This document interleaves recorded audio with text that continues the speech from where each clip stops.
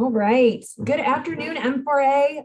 And for those of us joining from the West Coast or Hawaii, good morning. My name is Jessica Gorky, and I currently serve on the M4A board as your Director of Programs and Events. I will be the moderator for today's presentation. On behalf of the M4A, its leadership and community, I would like to welcome our participants to today's webinar. This webinar serves as our February installment of our 2021-2022 webinar series. Our session today is titled The Myth of Average. Before I introduce our presenters, I wanted to take a moment to remind participants that we will host a question and answer session at the conclusion of the presentation. So feel free to use the Q&A feature throughout the course of the webinar to propose questions to our presenters. And then we will leave time at the end where I will provide those questions to our panelists so that they can answer those. At this time, I am excited to announce our presenters. First, we have Savannah Alexander. She is the Director of Learning Support at Kennesaw State University. And second, we have Tyler Parmenter, who serves as the Learning Services Coordinator at Vanderbilt University. At this time, I'm going to pass things over to Savannah to kick off today's webinar. Savannah, the floor is yours. Hi guys, thanks for attending. We hope that you get a lot of good resources and information out of what we're presenting today. So where we're going to start is a little interactive activity.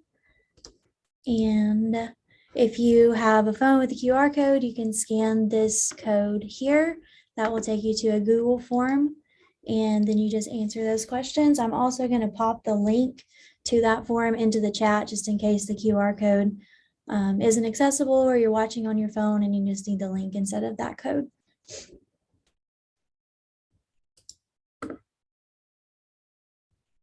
So I'll leave that up for just a second to make sure everybody has access.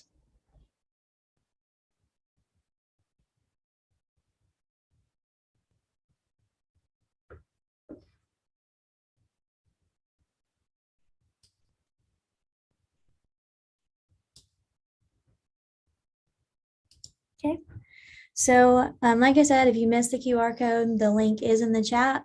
Feel free to hop over there and grab that link. And while you guys are filling that out, Tyler and I are just going to kind of talk about some of the questions that we have about our student population, and then we'll talk about our survey results. So our first topic is what our student population looks like. So as you can probably assume from the title of this presentation, we are of the belief that they are all different. And that's kind of the point in this whole presentation, is to talk about what it really means to have an individualized approach and treat our student population like individual students rather than a complete population. So Tyler, what are some things that you have noticed that seem to be consistent, maybe not that every single student needs or struggles with, but just things that are pretty common? Sure. So I think when we're looking at sort of creating that individualized approach, looking at individual students and those sorts of things, we're always comparing academic responsibility versus academic skill. Are we dealing with a student that is underprepared? Are we dealing with maturity issues? Are we dealing with behavioral pieces? Are we dealing with learning difficulties, learning disabilities, what have you, and sort of what we're sort of looking at. And I think, and I'm sure you've noticed it too, Savannah, as we've transitioned into COVID, we've started to really sort of see a whole lot of more concerns or different concerns than perhaps we've seen in the past. So if you want to speak on that a little bit. Yeah, so I think a big thing that I've noticed just transitioning back into in-person classes, we've got a lot more hybrid instruction now than we did before. Places are, or information is in a multitude of different places. So a big factor that has influenced the students that I work with success has been just figuring out how to navigate that information. So there's so much, and they're in so many different places that they often struggle to figure out, okay, where am I supposed to find this, or how am I supposed to use this resource? And that's been a big part of just educating our students and making sure that they're making that transition as seamlessly as possible. I think another big thing is just like teaching them again how to be engaged in a lecture, because for so long we were on Zoom and we had students who could just pop a picture up and go take a nap, or who could just like pause the video for a while, or do things at their own pace. And now we're expecting them to come back and be engaged in an hour and 15-minute lecture. And that's a lot for students who haven't had to do that in quite a lot of time. So just teaching them like how to kind of navigate those expectations and be a little bit more prepared going back into those classes. And I think it's different at different institutions. I know Tyler and I have talked about this a little bit with just some of the different places that we've been. The student populations are different depending on the geographical area, depending on the institution's requirements, depending on the type of recruiting that your coaches are doing. Depending on where you are, can really significantly impact the kind of support that the students you work with really need. Absolutely. I think we look at not necessarily just the where the students are coming from or those sorts of things, but the university as a whole and the course structures and those sorts of things. Because transitioning down to Vanderbilt, all of our courses are fully in person. So when we talk about how things have changed in COVID, that transitional piece where students coming from high school and those sorts of things have been virtual for a year and a half, and then are transitioning into a full in-person course load of 4 or 5 courses a semester, can be a very challenging, intimidating sort of place for our incoming students who may not always have had the previous best experiences from an academic perspective. So I'm sure you guys can assume what we think the answer to this last question is, but we're going to transition back to the survey. We've had a few people participate now. So we don't think that there is an average student. Sorry, I'm trying to get back to our survey. But let's see if there's an average participant for this current webinar. Okay, we can see our results now. Yes, okay, cool.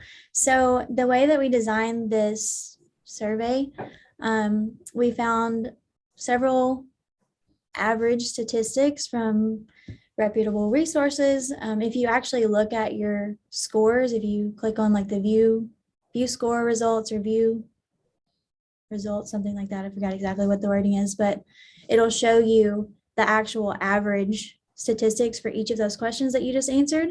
And then there are sources that show where we got that information from. So based on your responses, we had very few people who were even halfway average. So each question that you answered where your response matched the average, you got a point. So someone who was completely average would have scored a 10. We only had 3 people who even scored a 5.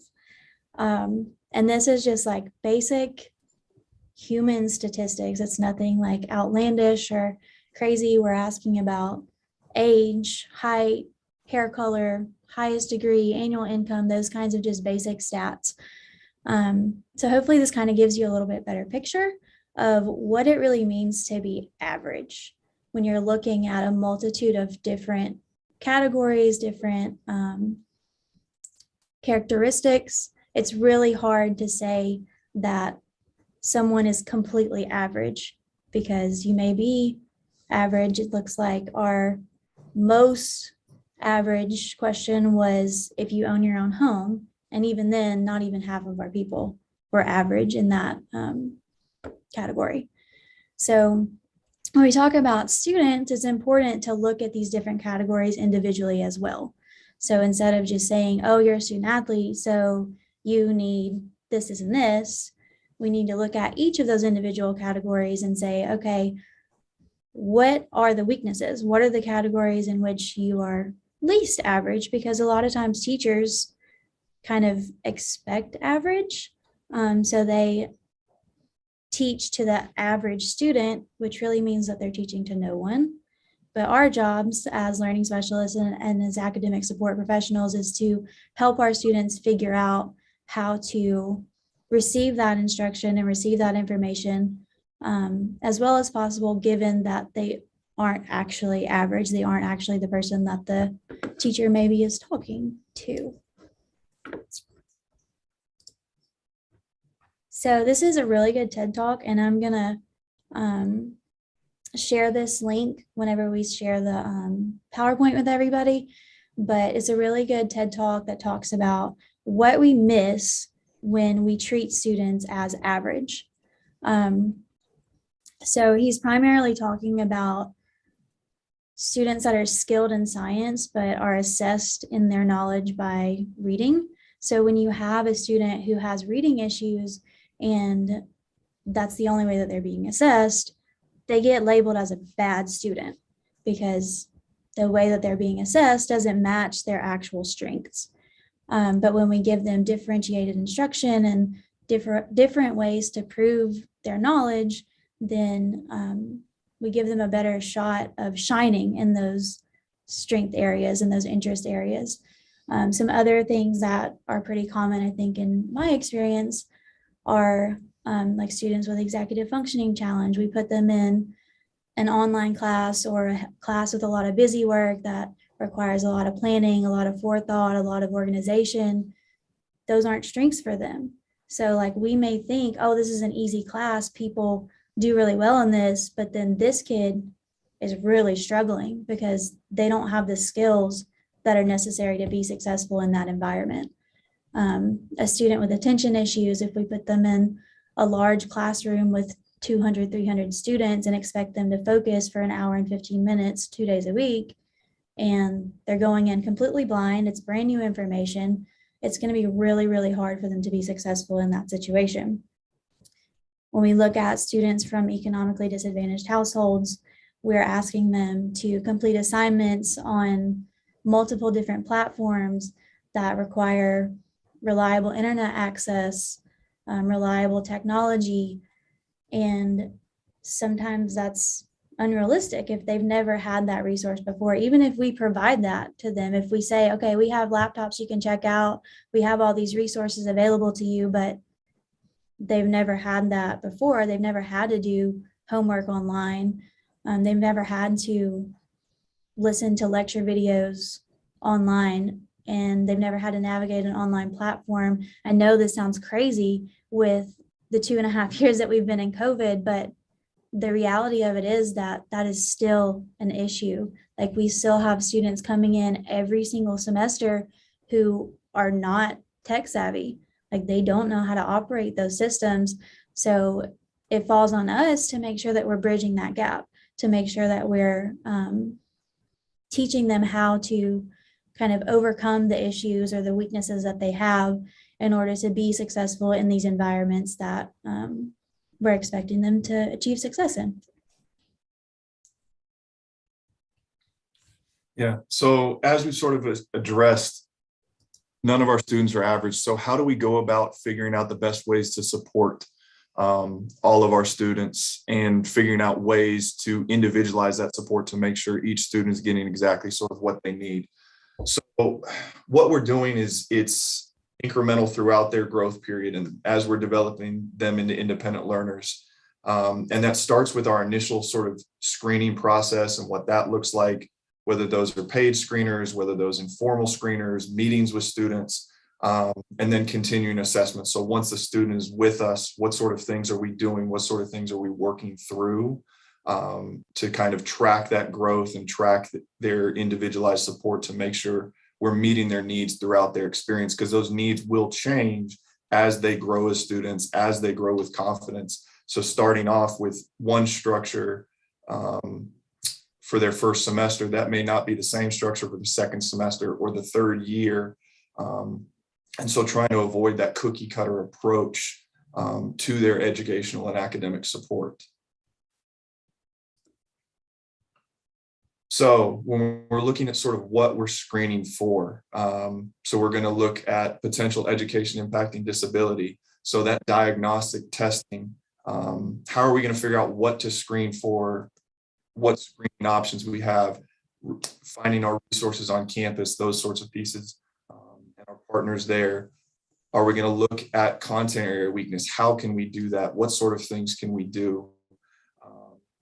Are we using a screener that addresses all of those different pieces? And that's essential to sort of find and really explore those options as we look to figuring out what each of our students need. And then some sort of study skill, academic habit inventory, whether we're checking for underpreparedness, whether we're looking for habit building, all of those different things, because what could present itself as ADD, ADHD, reading disability, whether that be dyslexia, dyscalculia, all of those different things. There could be underlying issues where it's just a level of underpreparedness, and for really using these screeners to determine what the actual need is, as opposed to just noting one thing after one experience and then identifying that, because at that point in time, then we potentially put that stigma in place for that student. And we're really trying to avoid that so they have a positive academic experience and those sorts of pieces. So when we're looking at sort of our paid screening options, are we looking for a reading screening? Are we looking for a writing screening? Are we looking for something that's executive functioning based, motivation? How are we comparing that with the student's IQ? So we're looking for a base level, and so we can establish a baseline as to where that student is at, so that we can figure out how to effectively provide that support throughout for that student. So some different tools that we can look at. We've got the Lassie, which is a phenomenal piece. We have the Nelson Denny. What is your university doing? Because a lot of our universities are also providing screeners for the traditional student population. What are they doing?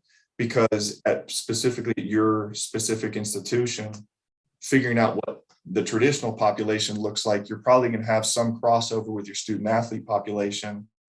And if we're talking about what's working for up to 40,000 students, as we slide that down, there's going to be some of that crossover, and sort of working with your partners to figure out the best way to create a full effective initial screening model can be a really unique way. Plus, we're developing partnerships, we're developing that campus relationship, which is going to help reduce that stigma for our student athletes to get involved, particularly if we do come back with any sort of diagnoses for things and within that space.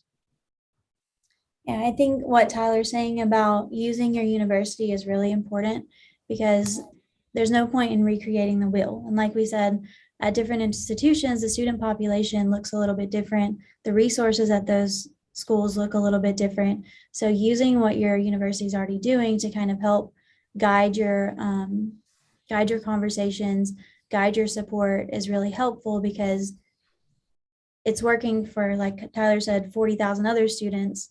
In theory, it would be able to be scaled down and work for our student population as well.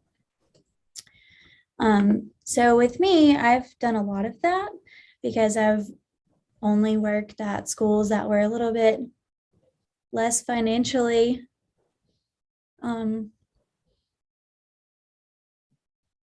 not stable, but willing to just throw money at things. So I've had to be a little creative, and Tyler and I, along with a few other people, did a presentation a couple years ago at a virtual M4A conference, and we talked about some of these examples, the screenings that I've created for the students that I work with. And each year I change them up a little bit, just depending on like what things I notice and what things seem to be the most helpful to help me determine what strengths and weaknesses exist. So I have one that looks at content specific information, so like math skills, reading skills, writing skills, those kinds of things, to determine if there may be a discrepancy that could indicate a need for diagnostic testing. Then I have another one that is kind of a study skill inventory, just to look at like, what are their academic habits? What are some things that maybe we need to teach them, or maybe aren't just like readily available, or consistent habits for these students that we need to work on. And then like Tyler mentioned, that continuing assessment. So every single semester I update our risk assessment that quantifies several different factors to determine which students are going to need the highest level of support, and then which kind of need a transitional support, and then which are pretty much good on their own. And we'll talk about that a little bit later this afternoon. But using all of these resources, and they're completely free, I will gladly give you these examples. I've put the link here and we can share it out. You're welcome to use any of that stuff that you see might be beneficial, change it however you need to. Another thing that I just wanted to mention, the Lassie has created a student athlete module. So it's still the same test that Tyler was talking about, that Lassie study skill inventory, but they've actually created kind of like a educational course, I guess you could call it, for student athletes specifically. And right now they're giving like free access to this information.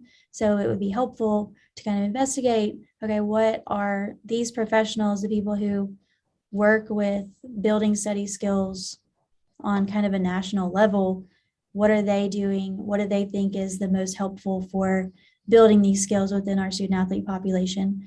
They have some good resources there that if you're interested, you can check out. And then the biggest part for me is those personal conversations. So the numbers tell us a lot, but they don't tell us everything. So even if we're paying for screenings, we still have to have those kind of informal conversations. I have kind of a script interview that I do with all of our incoming students that kind of follows up on the weaknesses, the strengths that we indicated in the screening, but then also ask some background information like, what kind of teachers do you like? And how has your experience been in school so far? What kind of things do you expect out of us? Like, are your expectations realistic?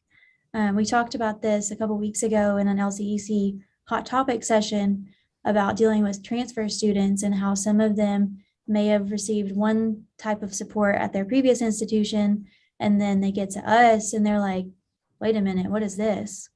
And it's completely different. So really making sure that we're understanding like what they're used to and how we can kind of bridge that gap again from what they're used to or what they need to what we can provide realistically, and what's going to support their development most efficiently.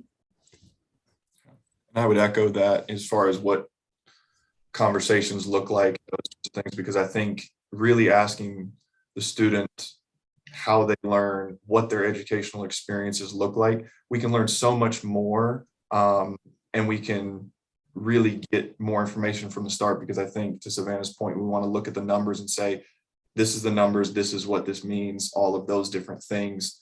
But because there's so many different educational experiences, we've got students from so many different parts of the country, parts of the world. Numbers aren't consistent across the country. Numbers aren't consistent across the world. So to say a student is in one place and then try and apply that across the board, it's doing a disservice to the student. So we want to just make sure we put the student in the best position moving forward. And so those conversations are essential to their success.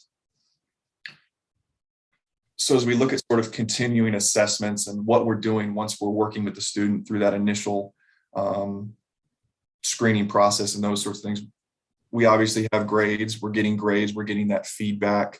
And I know for me at least, and I know Savannah and I have talked about this a lot, it's looking at the grades, but then getting that feedback from the professors. That's the essential piece. Okay, here's where we're at. Here's what the professor has said we needed to get to. How do we get to that point? And then scaffolding that approach from there, because it can be an initial gut punch for our students when they fail that first exam or don't do well. Or it could be an exciting experience because it's the first time they've done that well on a test. You've had both. But then it's like using that feedback and using that initial value to then build out that support from there and sort of what that looks like. Yeah, with us, we all and our whole staff use the exact same report, and the students, or the academic assistants, mentors who are working with those students have access to that information too. So as we're meeting with these students, we can look at, okay, looks like this exam didn't go too great. What happened? Going back to that whole conversational piece, like the numbers only tell us so much. Like you failed the test, but why? What happened?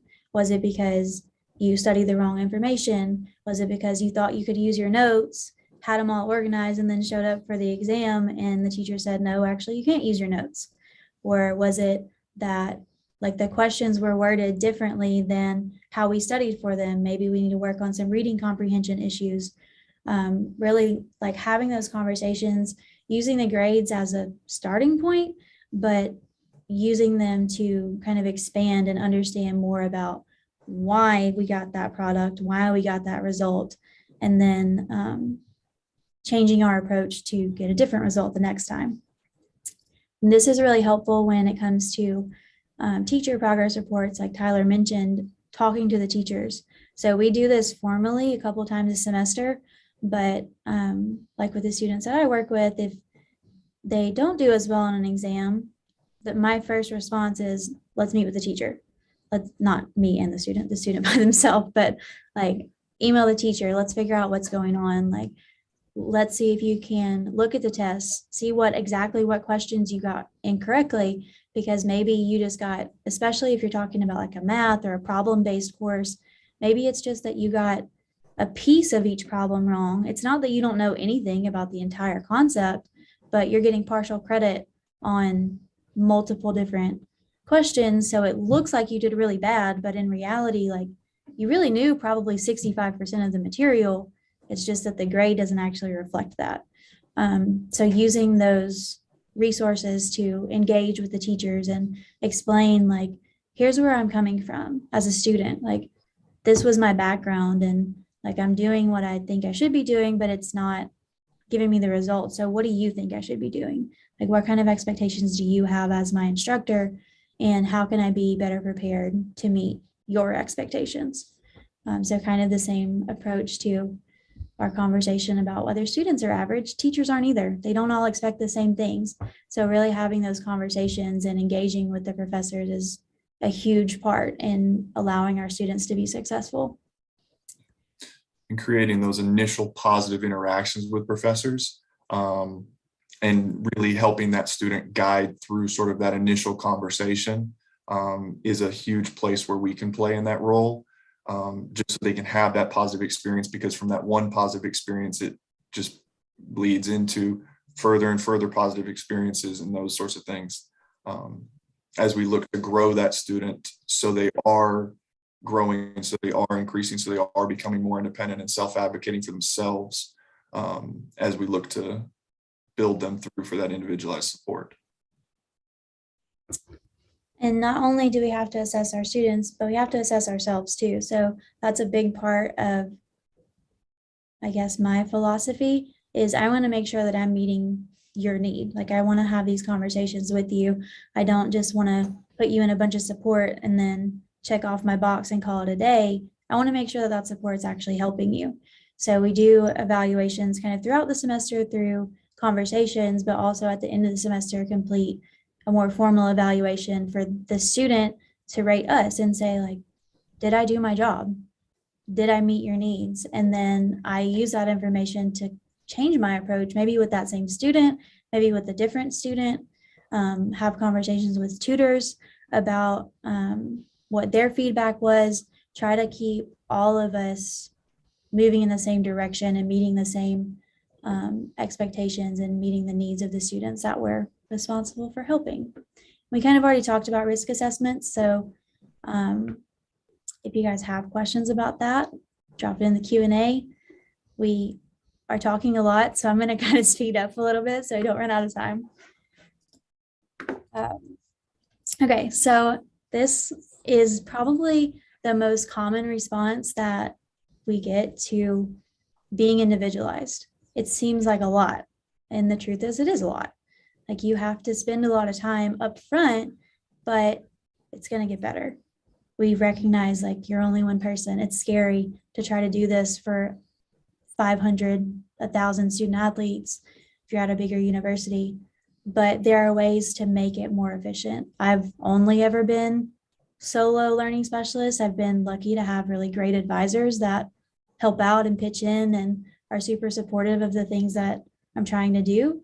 And I think Tyler's kind of been in a similar situation. He's now the only learning specialist at Vanderbilt, so he's kind of getting a taste of this now. But there are ways to make it more efficient. One of those is Summer Bridge. So this has been like a huge priority for me at all of the institutions that I've been at, because I want that initial contact, just like the initial contact with the professor.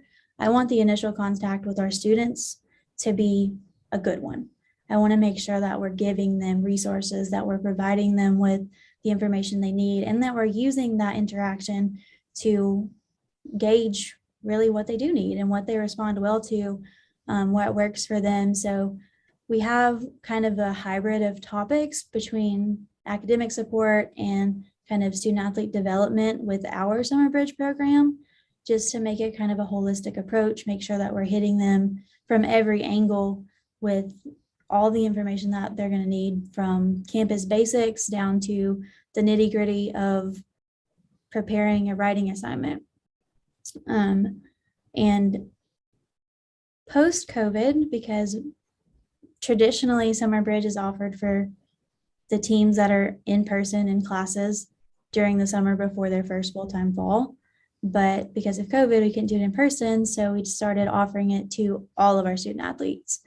And we created an online class portal where they have access to all this information. They have assignments, discussion posts, all that kind of stuff. And I personally think that it's been really successful, because it's not just a blind smack in the head when they show up on campus. They already know a little bit before they're getting to us. And it gives me an opportunity and our advisors an opportunity to build that relationship before they're standing right in front of us, to try to kind of bridge that gap before it's not too late, but it's kind of crunch time. Yeah, I'd echo that, because we can just identify the potential concerns and those sorts of pieces, identify the needs, and then just continue to support throughout that process. So what does it sort of look like? We've got that initial summer bridge. How do we then continue to support and grow our students post that summer bridge? So one thing that's unique in this COVID space, and I think we've gotten much better at, is virtual workshops. My background's in math. And so running math practice exams or those sorts of things as far as prep, and sort of building out sort of what that looks like, because then we can offer group, small group, large group, all of those different things, Q&A for those students, and sort of building out sort of what that support looks like. Whether we're working on specific skills, whether we're working on just general responsibility, all of those different pieces, it's that continuing piece. And then it's that continual feedback, communicating with the other learning specialists or learning services staff, communicating with your mentors, your tutors, your advisors, your counselors, your coordinators, what have you, and really figuring out what the needs of your student athlete population is as a whole, and then building out that support. So we make sure we're not just checking boxes, but we're meeting every student where they're at, scaffolding their structure and scaffolding their support and building them to where they can get to, as opposed to just being like, we're here and we'll sit here and we'll guide our way through. We just want to continue to build it up from the ground up. And speaking of meeting students where they're at, something that I'm just getting my feet wet in, but I really, really have enjoyed so far, is using social media as an opportunity to reach our students. So they're on their phones all the time. They're on social media. They're constantly scrolling Instagram, looking at TikTok videos. So that's a really good opportunity for us to share information in a quick, easily accessible format that they can go back and reference real quick. So like with that summer bridge stuff, our students have access to that online platform throughout the entirety of their career here. But but it's in D2L, which is our like Blackboard system. If you don't have to be in there, like those students probably aren't going to just voluntarily hop in D2L and play around because it's not super exciting, but they're going to get on Instagram. And if we have resources out there that are fun and they're pretty and they're easy to read, they're easy to access, then we're just using another resource to reach our students where they are. So another kind of way to reach students where they are, yeah, we are small staffs. We're only one person by ourselves, but we can have other people help us with that outreach or that interaction. So making sure that we're figuring out what our needs are early and then recruiting people strategically. So something that we started, which I'm going to shout out LSU because I totally stole this from them. But we started after advising, like right after advising, a couple of weeks after, we generate a list of all of our student schedules for the upcoming semester. And then we reach out to those professors, to students who we know have taken those classes before and ask like, hey, do you have a student in this class this semester who you think would be a good resource for our students next semester? And we've gotten a lot of really, really good recommendations through that method. And we're making sure that we're meeting the actual need. So our advisors go through and say, all right, we're going to need this many tutors for this class because all of these students are going to need a tutor for this class.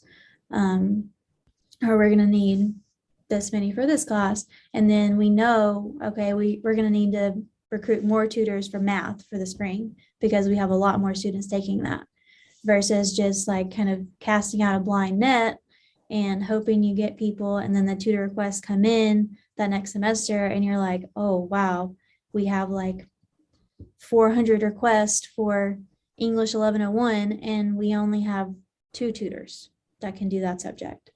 It makes it a lot easier to kind of field the needs more efficiently instead of just kind of grasping at straws and hoping that you figure it out.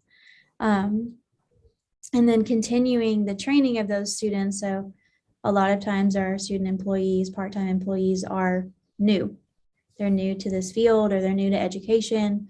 So it requires a lot of conversation, a lot of training, a lot of resource sharing. Something that I've started doing is having check-ins every week through Teams with all of our tutors and student employees. So I'm giving them resources, I'm asking questions, I'm having them engage with each other, use our veteran tutors to ask questions of them like, hey, I have a student who's dealing with this issue, what would you do? And it makes it so much easier to like facilitate that learning process, not just for the students, but for the people that we're holding responsible for helping our students learn how to learn. Tyler, anything to Yeah, add? I think we can just sort of build off of that and we look at sort of where our needs are, and then really touching base with our tutors and those sorts of things so that they can, because I think one thing I've found is through discussions with tutors, they can identify either where they want to improve or those sorts of things. And then we can scaffold our training for them, just like we would scaffold for our students. So that our tutors become better tutors, which then directly impacts and can support the success of our students and that population. And a big part of this for me is using the resources that we have to figure out what our students and our tutors need. So I've started every other week meeting with all of our advisors. So I do it on a bi-weekly schedule. And I'll go through before those meetings, look at every single one of the session comments from our tutoring sessions, highlight any key information, and then make sure that our advisors are aware of that information, and then report back to the tutors any additional information that the advisors have that maybe we're not aware of, or maybe the student hasn't disclosed to them, so that we can make sure that we're being as efficient as possible and that communication is happening really seamlessly. Because I know like advisors, you guys have a ton of administrative stuff. And the last thing that you want to be doing is reading a bunch of session comments from tutors. So if we can have those conversations in more of a like informal way, it makes it a little bit easier for you to kind of get contact with the tutors, understand like what exactly is happening in this tutoring session. You've got coaches asking you, well, why is this kid still failing such and such class? He's got a tutor for it. That gives you access to that information in kind of an easier format, to then go back to a coach and explain like, this is what tutoring is. This is what they can expect out of that. And making sure that I'm communicating that information back to our student employees in a way that is going to help the students support, the employees support the students and their needs as efficiently as possible. And so as we sort of figure out, we've got support within our center, and that's where students feel comfortable and those sorts of things, but also developing those campus partnerships, because kind of returning to that idea of if it's working for 40,000, we can scaffold it so it works for our 300, 500, 1,000 student athletes and those sorts of things. So really getting to know your campus entities, whether that's student disability services, whether that's counseling or psychology services, whether it's a student wellness organization, whether that's tutoring and those sorts of things.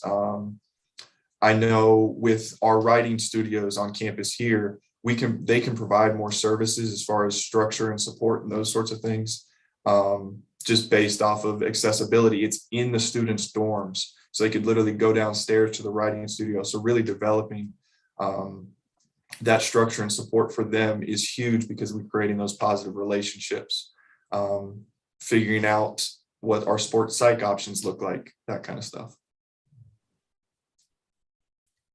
There are also a lot of online resources. I'm constantly looking for new stuff. So please, if you have other resources, share them with me, because again, like I get it. We don't have unlimited time. We don't have unlimited resources. So whatever we can outsource, great, let's do it. We don't have to recreate the wheel. We don't have to do everything ourselves. We can use the technology and support that we have access to be more efficient. So I mentioned before when I was talking about you're only one person, it is really hard at first. I'm not going to lie to you. It's hard to build out a program. It's hard to be super individualized. But if you try to do some things proactively, be more efficient with the way that you're supporting those needs, it will get better. And you're teaching students to be more independent, and you're using your resources more efficiently so that it's okay that you're by yourself. It's okay that it's taking a little bit of time. So one way to do that is using kind of a response to intervention approach. So I mentioned this before, but the way that I kind of target support is giving the most support up front and then transitioning them out. So we're trying to model that gradual release of responsibility. We don't want our students to become dependent upon us, because then they don't learn anything. And then it doesn't get better, because you have students who become dependent on you, and then the next semester they're still dependent on you, and you got a whole new group of students that are coming in. So to be efficient, you have to kind of transition those students out, make sure that you're teaching them the skills and giving them the resources in a way that they can do this stuff on their own. They're not becoming dependent on you, transitioning them from high to low as, in theory, quickly as possible. Sure. And that sort of starts with this idea of proactive support, which we've been talking about, figuring out where that student's baseline is, and then building out their support structure as it goes, whether that's what your individual meetings look like with that student, whether that's what their tutorial needs look like, whether that's having that conversation about course structure. If we know a student struggles with reading, having 3 courses that are essay based or lots of reading and those sorts of things, it's probably not going to set that student up for the most success. So having those conversations about what support looks like, how we can balance that and those sorts of things throughout that student's experience to set them up for success is essential. Right. And I'm big on using data. So like Tyler was saying, knowing what the students' issues are can help us make more thoughtful and more intentional decisions with the support that we're providing. And this is a big, if you've ever had a conversation with me about this topic, you know that this is my thing. I want to make sure that we're providing support to educate, not to speed, kind of that saying of teach a human, teach a person to fish. Then they're fed for life versus giving them a fish and they only get to eat for the day.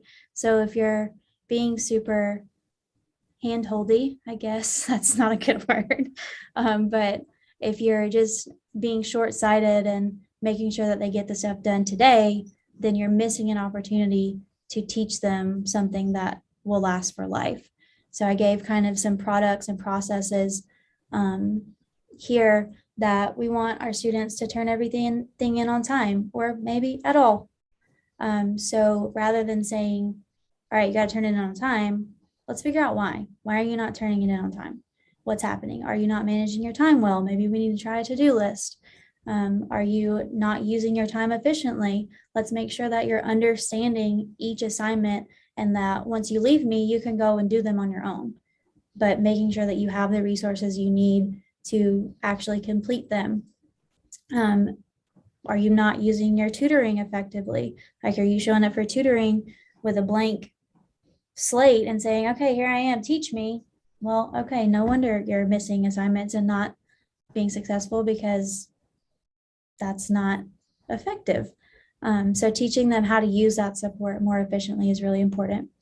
If we're looking for them to make better grades on exams, like we talked about earlier, using those grade reports to change our process, like using the product to reassess the process, figure out, okay, what we did the first time didn't work too well, let's try something else. Making sure that we're constantly assessing what we're doing, not just saying, all right, I'm going to do this thing with every single student and the end, because it doesn't work. And then knowing like where the gaps are, especially when it comes to writing, plagiarism. Some of these kids still don't know what plagiarism is. They are getting kicked out of school, they're getting put on probation, and it's not for, they're not being intentionally like misleading or deceiving. They just literally don't know. They don't know what they're supposed to be doing. So we have to make sure that we're taking those opportunities to teach them everything that we possibly can, so that then they can use that information later on their own. The essential piece to all of this, as far as what it means from an individualized approach, is that communication piece. We talk about this holistic growth. It's a holistic support system as well, where everyone sort of needs to be on the same page, whether that's coordinators, learning specialists, tutorial support, athletics, campus resources, all of those different things. Everyone that's involved is a stakeholder, really investing in that student support model, in that individualized model, because that's what's going to transition that student through this space and have success at the end, which is our ultimate goal. I think a big thing that I've noticed is just focusing on progress rather than perfection. I think as athletes or people who work in athletics, we want wins, we want championships, and a lot of times our coaches expect perfection. So really explaining like what that looks like for each student can help kind of alleviate the pressure on you as a support person, on the student who's trying to learn. Like, this is a process. I'm learning a brand new chunk of information. I'm going to make mistakes. I'm not going to be perfect. And making sure that we're setting realistic expectations. Like, a kid who's coming in and reading on a 3rd grade level probably isn't going to have a 4.0. They might fail some classes. They might miss some assignments, but we're looking for progress, not perfection, and making sure that we're all on the same page with that, and that we're all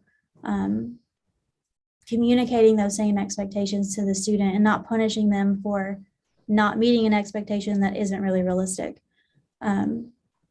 Super important. And we finished right on time. So we're going to open it up for Q&A. Yes. And actually, before we jump into our Q&A segment, I do just want to thank you both. This was really great information. And particularly, I appreciate the fact that you were able to be so candid and approach some topics, and be honest about some of the resource differences, and really offer this information in a really digestible way, which leads to my first question that I have, which is, all right, any of the individuals watching or maybe catching the webinar after it's posted on YouTube, they want access to this PowerPoint or the links in the PowerPoint. What's the best way for them to do that? Is it contacting you by email? Sure. Yeah, we gave our email addresses here. You can contact either one of us by email. We'll be glad to share the PowerPoint, the links, the resources, have conversations about any of the questions that maybe you have. We're also going to be at M4A this summer, and we'll gladly have some conversations in person, finally, after 3 years. All right. Well, if I can jump into some questions. So for those of you who may have missed this at the beginning, but if you do have any questions for the panelists, please enter those into the Q&A feature of our webinar. But I do have a couple that I'm going to jump into if you guys are ready. So what have been some challenges while implementing an individualized approach? And how have you gone about overcoming those challenges? That's a heady one. I think it's really just creating that buy-in and showing the success that can be associated with it. Having those, it's not always going to be an easy situation, having those tough conversations to really establish the importance of it.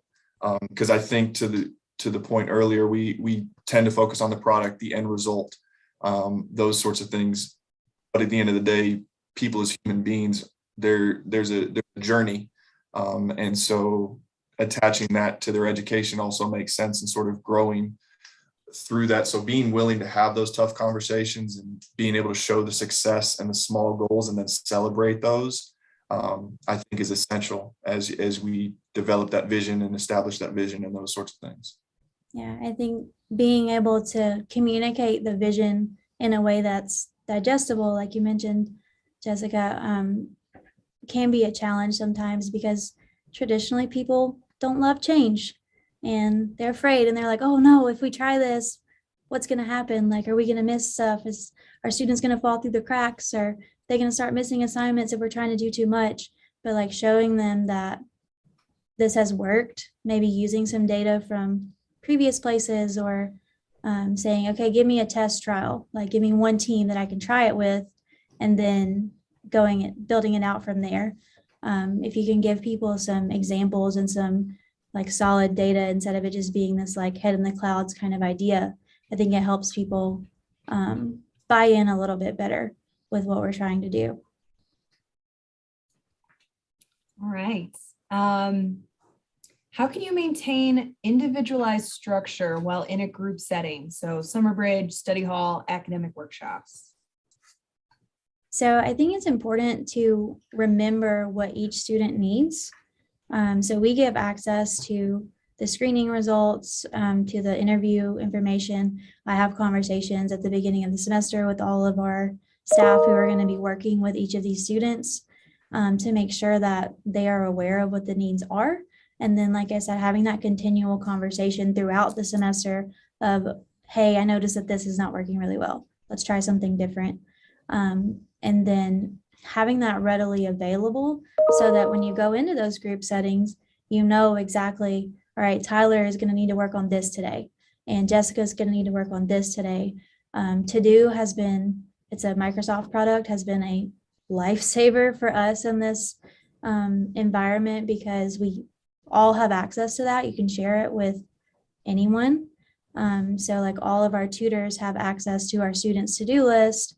And at the beginning of the week, when we're talking through assignments, we're going through and saying, okay, you're going to do this thing with the tutor. You're going to cover this topic with this tutor. And then the tutor comes in and knows, even if they're in a group session, okay, so-and-so needs to be working on this thing.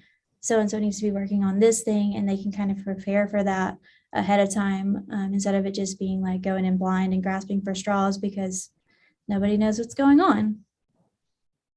Yeah, and I think it's really ensuring the student understands their needs fully. Because if the student's in there and you've had that really intentional conversation with the student, they then can articulate that to the tutor, to the other coordinators, those sorts of pieces, so that they themselves are individualizing their support as opposed to it being driven by the staff. Right. I think those conversations with the students are so important because we want to empower our students to be able to advocate for themselves, to come into a session and say, hey, this is what I need. And not to be afraid to say, you're not giving me what I need something different. Because I think that's a lot of the issue that I see, especially with new students, is they're just terrified to speak up for themselves. They think like, oh, I just have to listen to what so-and-so is telling me to do. And then they come and complain later because so-and-so told them to do something that wasn't helpful. And you're like, well, why don't you tell them that? Like, speak up for yourself, tell them what you need. Just making sure that our students like feel comfortable with the people that are responsible for those group sessions. And certainly on somewhat of a topic of advocating for yourself and knowing that there are competing interests for students' time. Here's one of the questions that had come up when we were talking about online programming and in workshops. So how do you suggest being creative with time to find the slots to have these workshops or summer bridge? This individual indicated that they have very limited time, and sports have not always worked well with giving academics time for summer bridge and workshops. So I think this goes back to the buy-in thing. If you can give data that shows, hey, we did this with this team and it worked really well, then you're more likely to get other teams invested in it. I'm super thankful for having a good coaching staff that with football that let me just kind of do stuff. And then our football coach spoke up in a coaches meeting when I was pitching Summer Bridge and said, hey guys, she did this with our kids and it was really helpful. Like getting people that will support what you're trying to do and like let you try stuff, I think goes a really long way. And then offering it online kind of eliminates the need for time because the students can do it whenever the heck they want to. It doesn't have to be a strict, like you have to be here at Tuesday at 9 a.m. because then you got to deal with practice times and workout times. It's do it at your own pace, and then we'll work around you to like maybe have some conversations over Zoom or have you come in after your practice or work around what you already have set to make sure that you're actually understanding what we're giving you. And I think we have time for probably one more question, and this one is also a little heady. So there's some critiques around traditional risk assessment models creating self-fulfilling prophecies of student success and failure. So how do you balance trying to assess the support needs with also some of those criticisms that surround that traditional risk assessment models?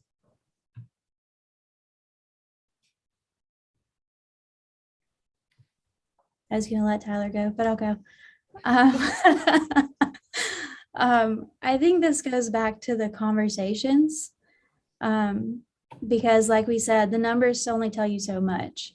So making sure that you're not only reassessing the students, but reassessing your assessments.